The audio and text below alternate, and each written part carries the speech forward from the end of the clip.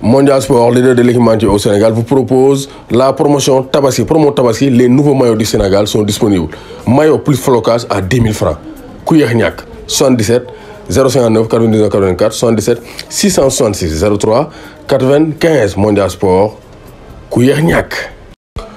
Bonsoir à tous et à tous, bonsoir à tous les suiveurs et à tous les inconditionnels de Grégoire Omnisport. Donc Ndiaye warul tiit warul ragal maa leen di bëggee di leen bëggee donc namoon naa leen sama gars yi namoon naa leen bu baax a baax mais le grand célibataire mon mari le président de El Massen Production donc chaîne YouTube la mu ngeen doon di ko xoolal El Massen Production moo doon takk jabar moo tax dem moom gisoo leen ma def vidéo. Donc on va parler de l'équipe nationale du Sénégal, mais féminine, équipe nationale du Sénégal féminine, parce que quand féminine bi commencé na équipe nationale du Sénégal moo dóor 2-0. Donc ça c'est une très bonne nouvelle. Félicitations aux filles, aux lions du Sénégal qui ont rugi. Le lion rouge a rugi, le dompteur de la brousse. Donc espérons que les lions vont suivre les pas des lions. Sadio Mané Gayna Kane, ñoom Awa Neymar Diakhaté, ñoom Ngenaar Ndiaye, Tening Sène, homme du match. Donc yàlla jàppale ñu mën a indil Sénégal CAN Coupe d'Afrique des Nations. Coupe d'Afrique des Nations 2023 pousse nañ ko ba janvier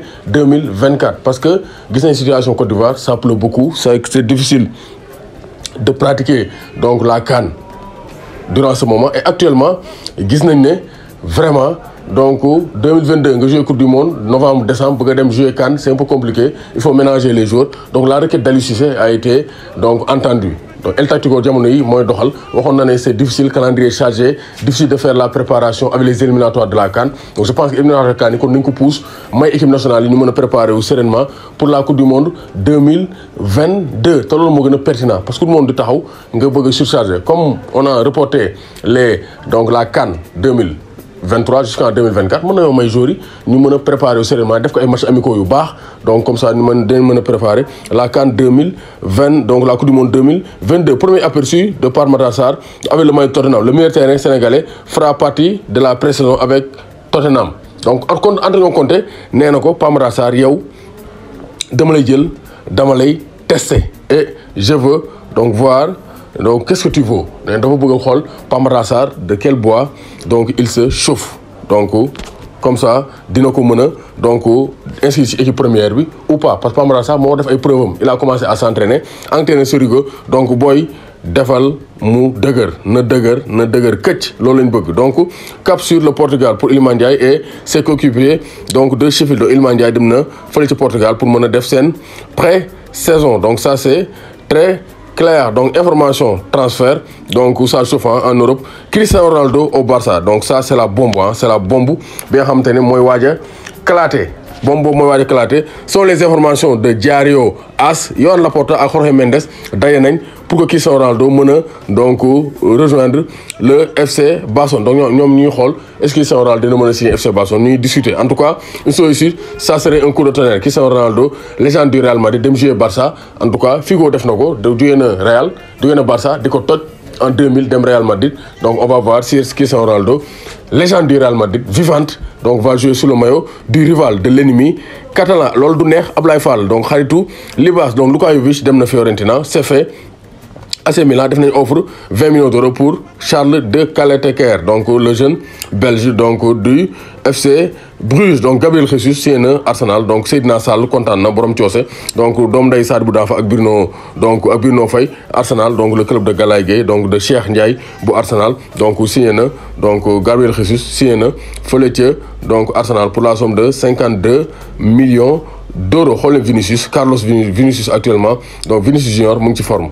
La ilaha illallah kii de mu ngi waajal saison bi après avoir tout raflé la saison dernière. Donc Vinicius prépare sereinement la prochaine saison. Loïs Openda, donc le jeune attaquant belge d'origine congolaise, va signer à Lens pour pallier le départ de donc Arnaud Kali Muendo. Donc AC Milan ñu travaille pour un prêt de Hakim Ziyech. Donc Galtier signé na officiellement son contrat avec le Paris Saint-Germain. Donc mardi jeudi waa Barça signé nañ donc jusqu'en 2026 Franck Kessié. Donc Yoro Ndiaye loolo nee na donc mardi jeudi le Barça jëndee Kessié. Donc waa Real Madrid ñooy attaqué waa Barça Gabriel Martinelli, Gabriel donc Gabriel Magalhaes et Gabriel Jesus, les 3 Brésiliens, donc des Gunners d'Arsenal. Donc c'est le club des Gabriel. Donc ça c'est très clair. Igor Tudor def na sa première séance d'entraînement, de nouvel entraîneur de l'Olympique de Marseille. Ancien joueur de la Juventus de Turin, Igor Tudor, il sera assisté de Mauro Camoranesi, l'Italo-argentin. Donc numéro 16, champion du monde en 2006, l'élégant, avec un gros volume de jeu, comme nous Demba Ndaw Nia waxé. Donc vraiment, donc ça sera, on va voir ce que ça va donner. Donc Rodrigo va prolonger son contrat jusqu'en 2028 avec le Real Madrid. Donc lors de surprise. Donc Andreas Christensen, donc clause libératoire à 500 millions d'euros, est un nouveau défenseur du FC Barcelone. Donc maillot Chelsea a non, maillot extérieur Chelsea mu ngi non. Donc li lay don, donc Chelsea mom dañu mëna football am maillot rafet. Donc rien à dire, c'est le très haut niveau. Doomu Gaynde Njaay warul tiit, warul ragal. Serigne Khadim Mbacke di ku yàlla may jëm si wàllum faj mbokk yi jaaxle jeex na boo leen jokkoo ki nga xam ni moom moo di Serigne Khadim Mbacke yàlla baaxe ko si xam-xam bu sell jëm si soxlay doomu aadama yi moo xam lu jëm ci wàllu rab lu jëm ci wàllu saytaaneeg yu ni mel da ngay lijjanti ay këyit mu të bis boo jokkoog moom rek sa aajo daal di faju ndoxum siti dala sonal wala cataracte jokkool ak Serigne Khadim Mbacke wala nga nekk góor néew kàttan loolu timit yàlla may na ko si lu jëm si wàllu seeti gis si moroomam jafe na dalay seetal wax la sa biir ak sa biti am na itam benn téere boo xam ne da koy defaral ñu ëpp ci muudu yi di jëflanteeg ñoom téere la boo xam ne bis bu la ko defaralee képp koo xam ne tiim na sa soxna du ko mënal dara maanaam du yëg boppam boo ko takkalee sa doom bu jigéen itam kenn mënul àgg si kaw dina ko aar ba koroog muy dégg alxayri jokkoo leen gaaw ak Serigne Khadim mën nga ko woo 77 589 65 97 77 589 65 97